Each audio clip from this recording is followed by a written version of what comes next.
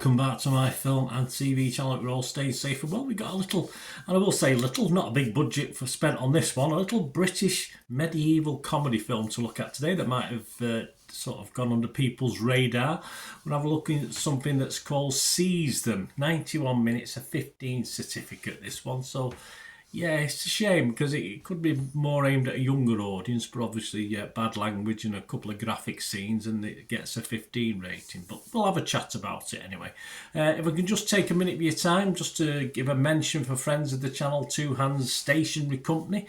I've still got this set of pens on offer, some great value, and I've got a discount code for you as well, guys. So if you want a set of pens, if you want to do these are fine point ink pens, all black, pigment pens, technical drawing, waterproof for art, watercolour, sketching, anime, manga, scrapbooking, you name it. I use them for writing notes, and I use them for writing my labels of stuff I sell, stuff like that. Great gift for your family. Treat yourself, simple as that. That's what I say. My set will last me for as long as I want. The only thing I'll have to buy is coloured pens, but I'm sure there'll be something on that.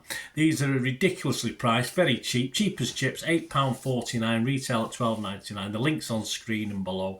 And for an extra, there's a voucher code there for an extra 15% off. So just go to checkout and your £8.49 I think becomes less than £7 for just a great set of pens. And don't take my word for it, they're getting a 4.4 out of 5 rating on Amazon itself with just under 5,000 reviews. So don't miss the opportunity, guys. Fill your boots.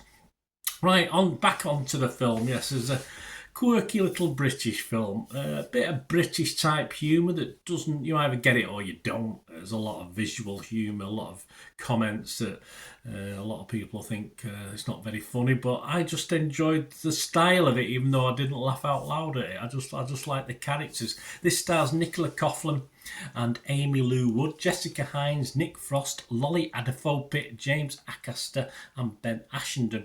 And this was released in the UK and Ireland around the 5th of April 2024. I'm recording this on the 18th of June, so it'll probably be available on streaming, so check your streaming sites, check your territory. Doubt very much you'll have a long cinema release, this one. What's it about? Well, it's Dark Ages Britain. Yeah, it still is, isn't it? Where Queen Dagon is toppled by a revolution led by Humble Joan. Yes, yeah, I like Dagon. I don't like Humble Joan. I wonder why. The Queen becomes a fugitive in her own land and must face hardship and danger as she embarks on a voyage to win back her throne with a couple of trusty friends thrown in. My thoughts on this, guys, as I said, there's a lot of familiar faces to UK audience, definitely, probably to worldwide audience as well if you watch British stuff. But we all need to pay the bills, don't we? I'm not saying it's the greatest production ever. If you're hoping for a cross between Horrible Histories, I thought the Roman film, was it back, a few years back now? I thought it was okay. Not as good as the series, but if you're hoping for a cross between Horrible Histories and Monty Python's Quest for the Holy Grail, you might be a little bit disappointed with this. But for me, I do like daft, I do like silly, and this has daft in spades. It has good characters that I could invest in as well, good and bad. I like the characters, and even, as I said, a likeable, if somewhat horrible queen who you know will come good in the end, but we've got to go through all the machinations. At 90 minutes, yes, it did struggle just a little bit thin on watchability from being not the pretty thin to begin with, in fairness. But as I say, it's not for everyone. I think 10-year-olds to 14-year-olds would like this, although obviously they couldn't get to the cinema to watch it because it's a 15. And I don't think it's that bad for that age group to watch at home with parents, because even they might get a little bit bored by the end. But it has its moments, a little bit of fun, a little bit, all right, not actual history, but if it makes them interested in that time period, it'll do its job. Overall, I just had a nice, comfortable feeling by the end, and I thought it was just a nice watch, even though it was nothing spectacular, nothing I can wholeheartedly recommend.